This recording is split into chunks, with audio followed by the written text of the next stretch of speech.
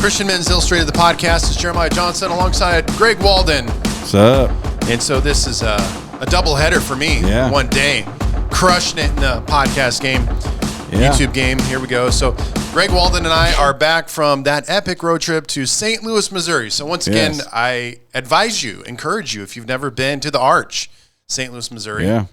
Definitely a borderline bucket list, if not a bucket list item for an American. Right. Yeah. It's something I would definitely recommend doing. It was an experience. Or foreigners as well. So yeah, it was an experience. The elevator ride up is like, it's interesting. It's an interest. Like you get a little bit of adventure, theme park going up there, and as it rotates and jiggles and all that stuff, you're like, whoa. Yeah, I'd be, so if you gave me the option, so we talked about that story of in Galveston, Texas, where the roller coaster got stuck at the very top, or I talked about that with my wife. Did you see that? Galveston, Texas, a group of high schoolers got stuck at the very top peak of the roller coaster in like back position, and they had to get rescued with like cranes and everything. Wow. But I think I'd rather take that than if I was halfway in going up the arch and just got stuck in that pod for like 10 hours.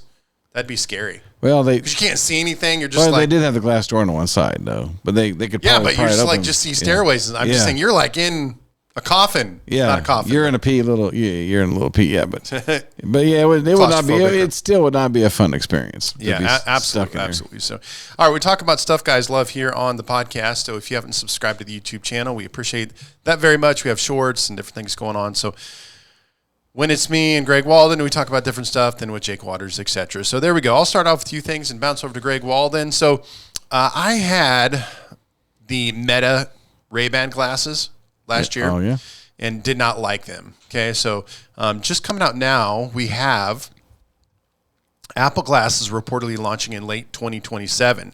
So there are the Apple VR kind of lenses, but now they're going to come out with their version once again of Apple glasses. Okay, so here's a little bit of a breakdown.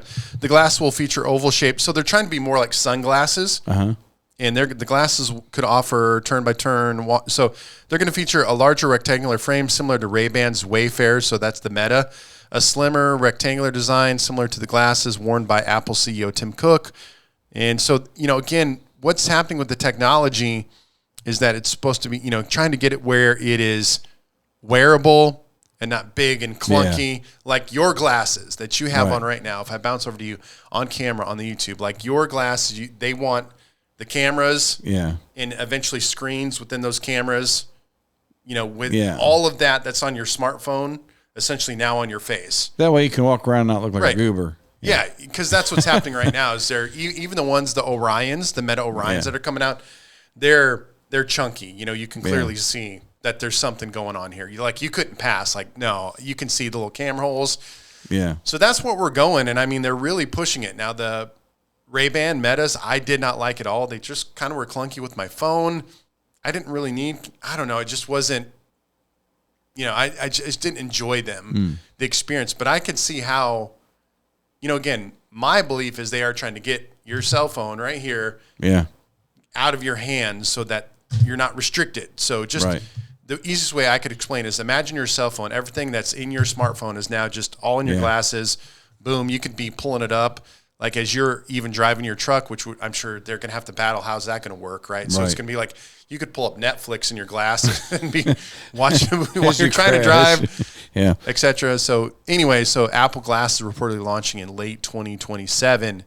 So they're, again, some people think these technologies are dumb, but there's a reason they're putting millions of dollars. They're trying to dictate the game for us. They're like, we want you to have these, and we're going to try to push it out. So whether it happens or not, that will be very interesting. Well, how about this? Like back in if you're a the Geordi, they had the visor that Geordi had on his eyes. That'd be you get one of those. Right.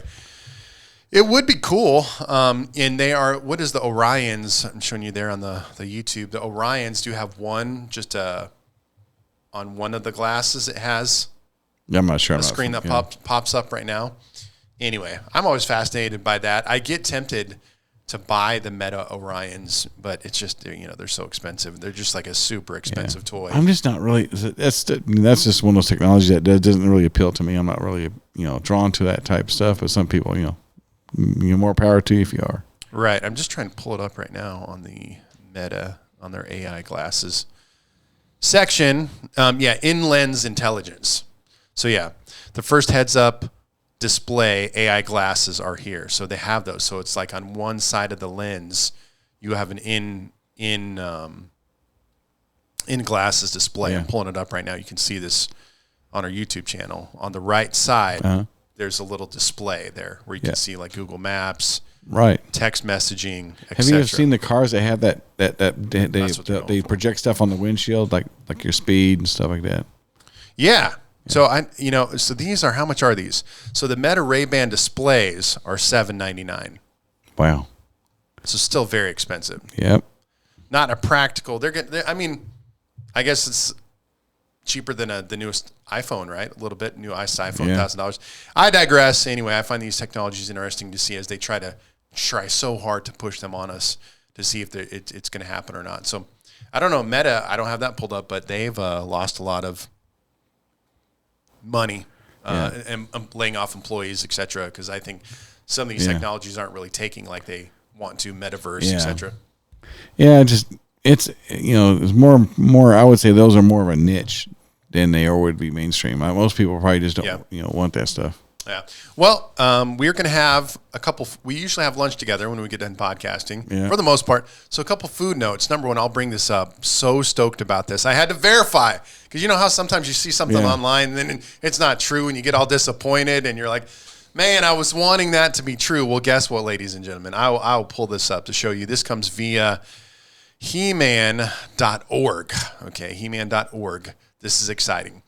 Krispy Kreme launches Masters of the Universe donut collection ahead of June 5th release. So we should probably road trip to Springfield, Missouri. That's the closest Krispy Kreme that we have, and get the new Krispy Kreme collection of the Masters of the Universe. And then go to and have that with have our Bucky sandwich and the Krispy Kreme donut for dessert. Oh my goodness. So Krispy Kreme has teamed up with Mattel and Amazon MGM Studios to launch a 3-donut Masters of the Universe collection out now. So the collection breaks down into 3 themed creation. The He-Man Caramel Crunch starts with an original glazed donut dipped in red caramel, icing and swirled with cheesecake flavored frosting, topped with a graham flavored crumble meant to channel Castle Grayskull, and finished with a He-Man candy piece. The Skeletor Double Chocolate is an unglazed shell filled with chocolate custard dipped in chocolate icing, rolled in cookie crumbs and crowned with a Skeletor piece. And the Cringer Claw cookie dough keeps things simpler with an original glaze base dipped and drizzled in cookie dough icing. Oh my goodness, ladies and gentlemen! I would have run to Krispy Kreme right now. I would have to pick the He-Man and the Cringer. I mean, the Skeletor's okay, but I'm not really big like super. I mean, I like a little chocolate, but I don't like everything chocolate. I mean, you can see the picture. The Cringer looks the best. Yeah. Cringer 1, the He-Man 1, 2, the Skeletor 3. That's where I'd be going. So you can see that on our YouTube channel. So, all right, here we go. Yeah, we're gonna have to make We're gonna have to make a road trip.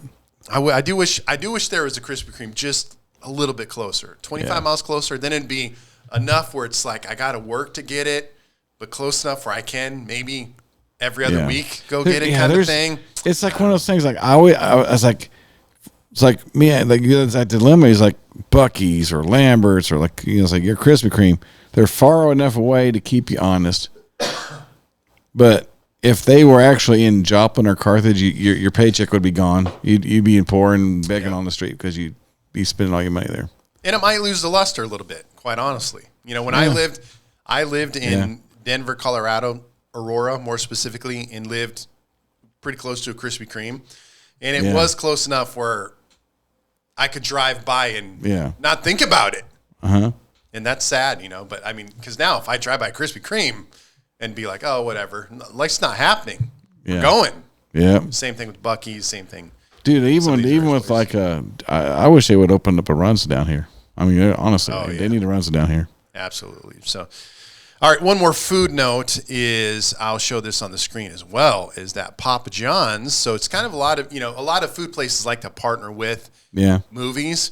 So Papa John's, I have not seen them do this, actually. They've done the Shakaroni, but they've never really partnered with a movie that I can think of. They're partnering with Toy Story 5, and you can get 3 different personal pan pizzas. You got the Reach for the Pie, you have the Space Ranger Roni, and Sheriff's Roundup. So you get 3 different types of personal pan pizzas that you can order, and then it's themed. So there you go. Yeah. Toy Story 5 personal pizzas. Nice. At Papa John's. So shout out to Papa John's. Yeah. For getting a little creative there. Best pizza in Web City. Yeah. So you can see that on the screen there. I find that interesting. Like I said, I'm very tied in with Papa John's in my life, and I can't remember them doing a lot of movie type theme stuff. I know they they have different pizzas here and there, but that doesn't seem to be their shtick, but trying something different. Yeah. And good thing, because I have just recently invested in Papa John's stock. So there you go. I have like $10 in Papa John's stock right now. Yeah, you might be able to buy your Cybertruck, man. Yeah. All right. So there you go. That's all I got today. I got the Papa John's Toy Story 5 personal pan pizzas. Those are out right now. Or no, they only in theaters June 19, but the pizzas are out right now, papajohns.com. We have the He-Man and the Masters of the Universe Krispy Kreme donuts. Those are out right now, ready to go. And then what else did I cover? But anyway, food stuff. Wow, man. Yeah. Tempting. All right, bouncing over to you, my friend. All right, so there's a couple of man stories. Obviously, muscle cars. Obviously, are you a muscle car fan? I like. Well, sorry, I'm coughing today a little bit. I like muscle cars. Yep.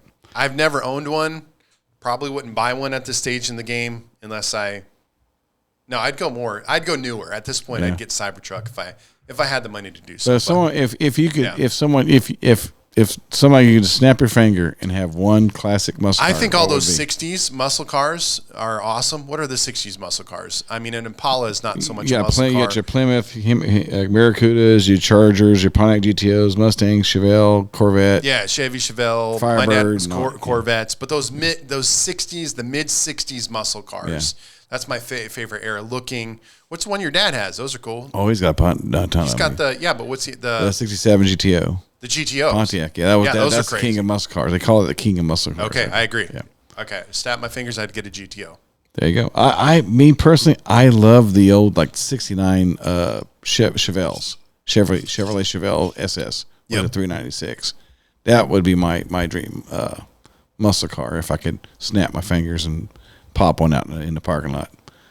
So, anyways, Worldwide Vintage Autos has a list of the top 10 muscle cars of all time.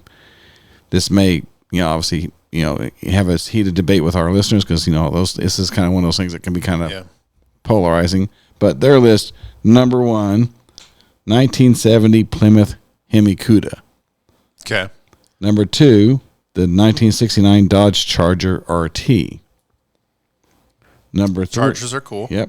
Number 3, the 1964 Pontiac GTO. Number 4, the 1969 Ford Mustang Boss 429.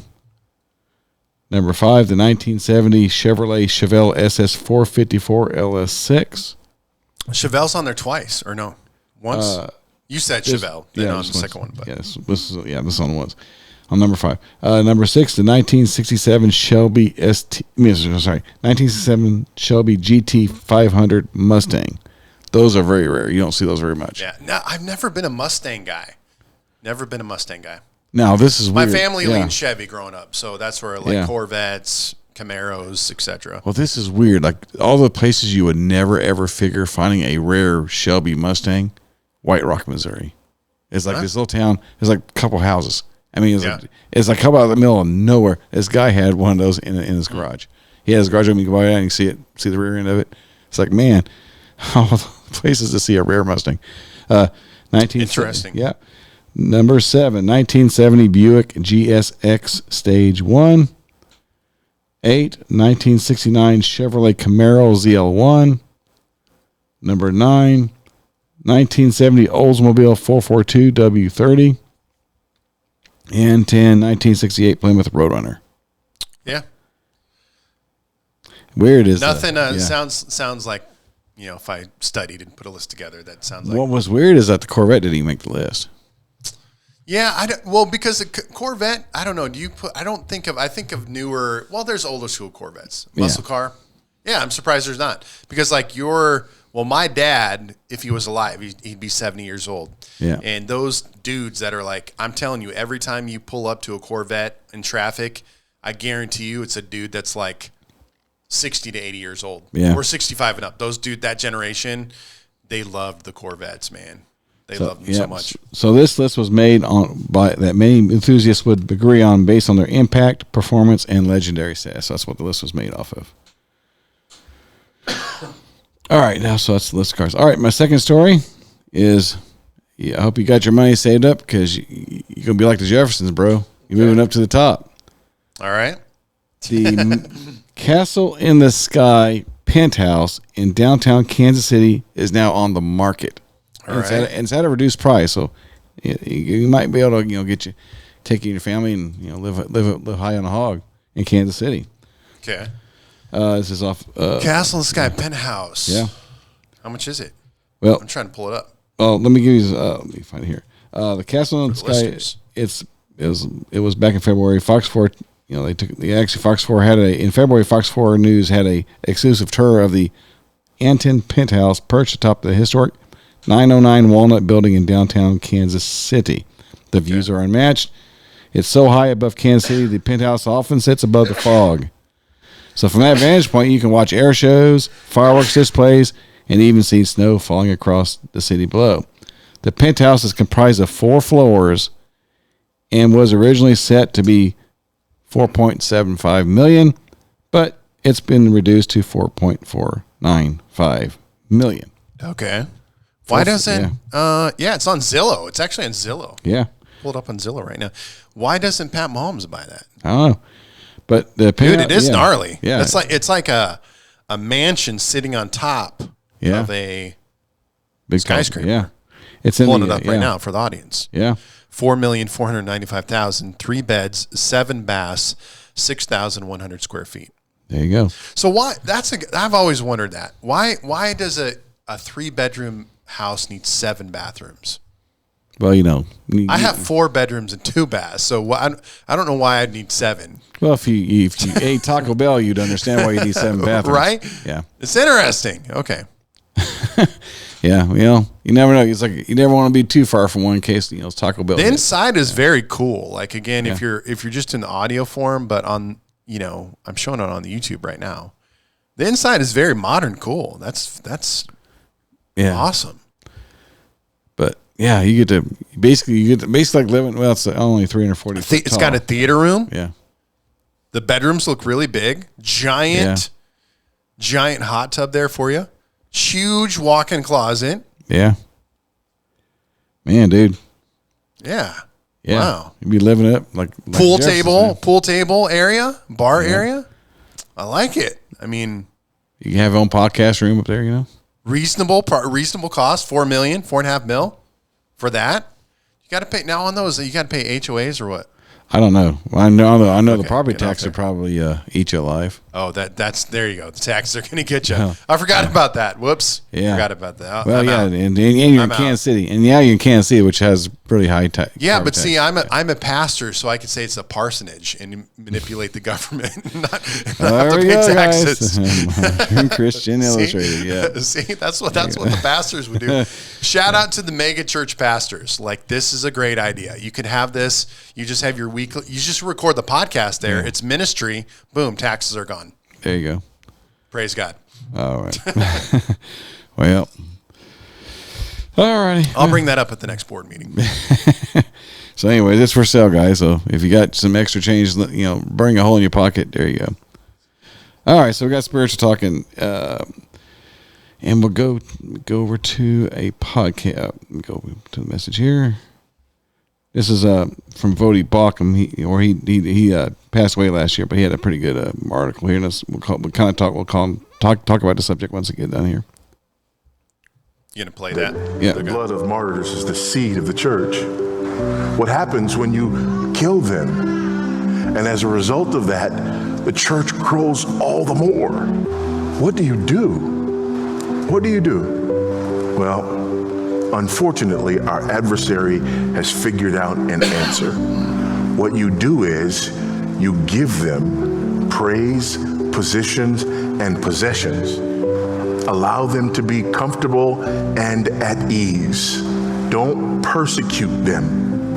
And let generations of them grow up never having experienced persecution. Allow them to believe that persecution is foreign to the Christian life.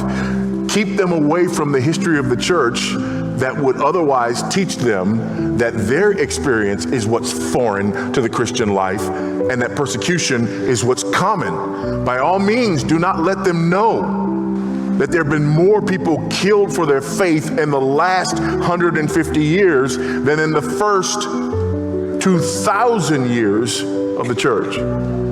Don't let them know that. And then once they are at ease, once they are comfortable, once they have praise, possessions, and positions, and once suffering has become foreign to their faith, we won't have to threaten them much at all, and they'll shut their mouths and do whatever we tell them they must do to hold on to their comfort. And unfortunately, brothers and sisters, that's where we are.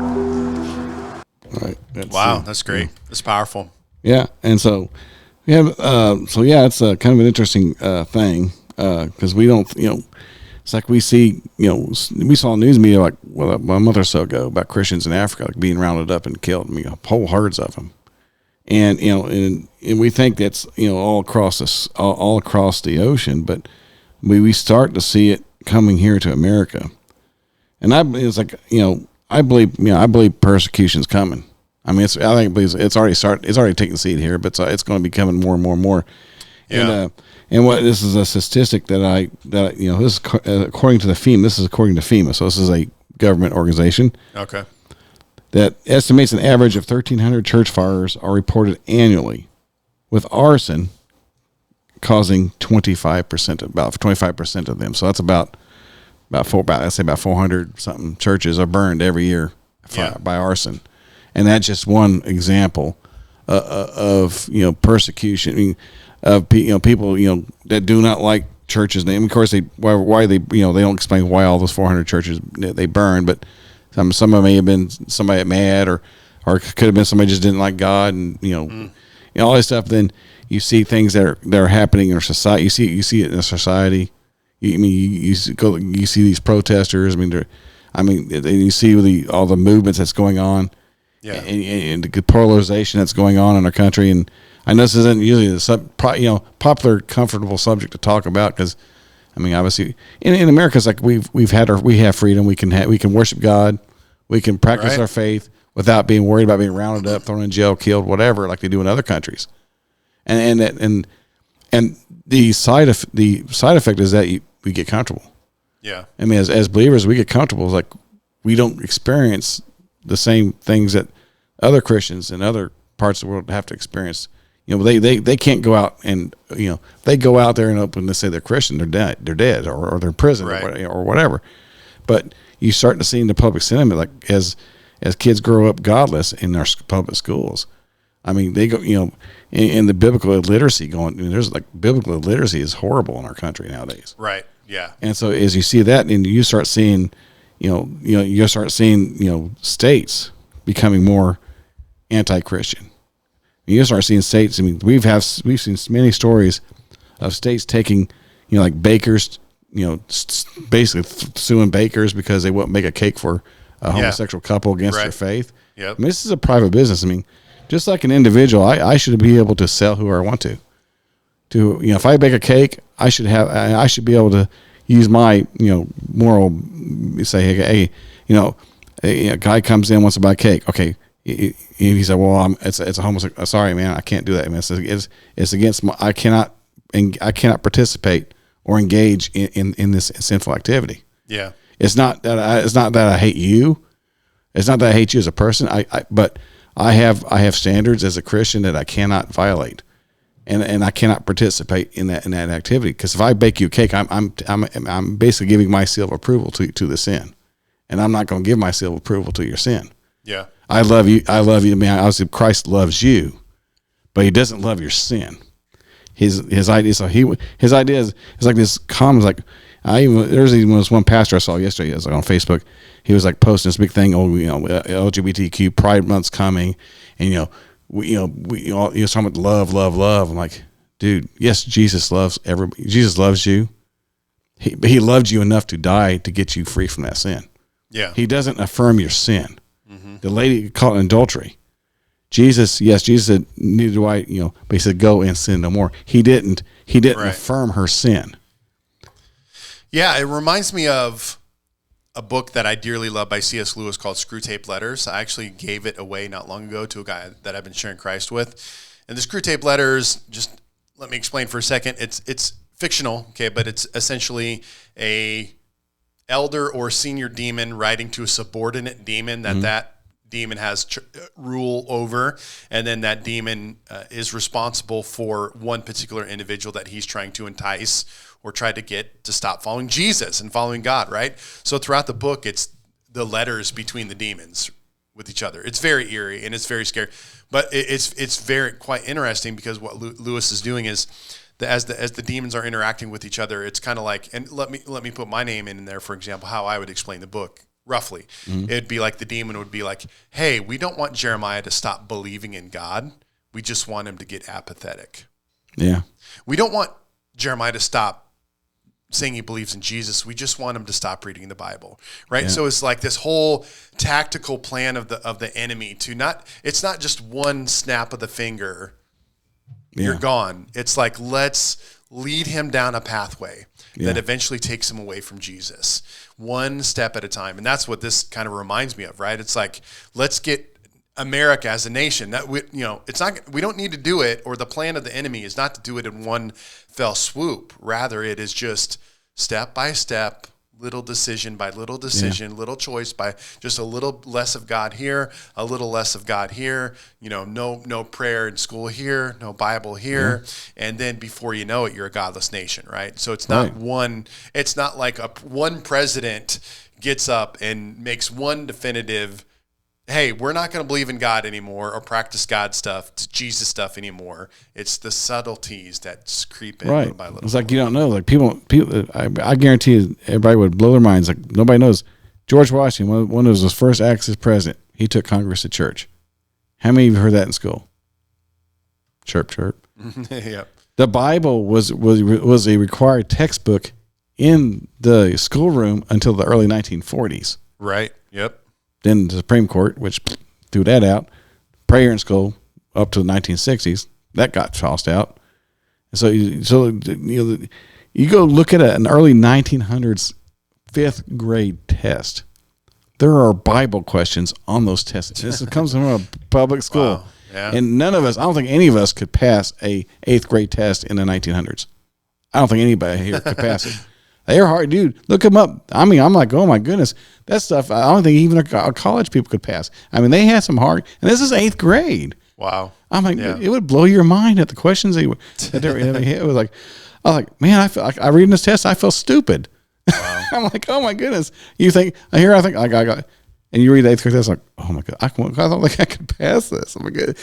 But it's like, and this is, I mean, this is. It's like I get. That's why I get frustrated watching news. You get politicians, the talking heads, like Trump's gonna save it. It's like, dude, no. Trump isn't gonna save this country. No Democrat, no Republican. I don't care who you find on earth, ain't gonna save this country. Only Jesus can save this country. Right. Yeah. Because like Psalms 9:17, and this is one of my. The wicked are turned into hell, and all nations that forget God. Psalm 9:17 explains it, man.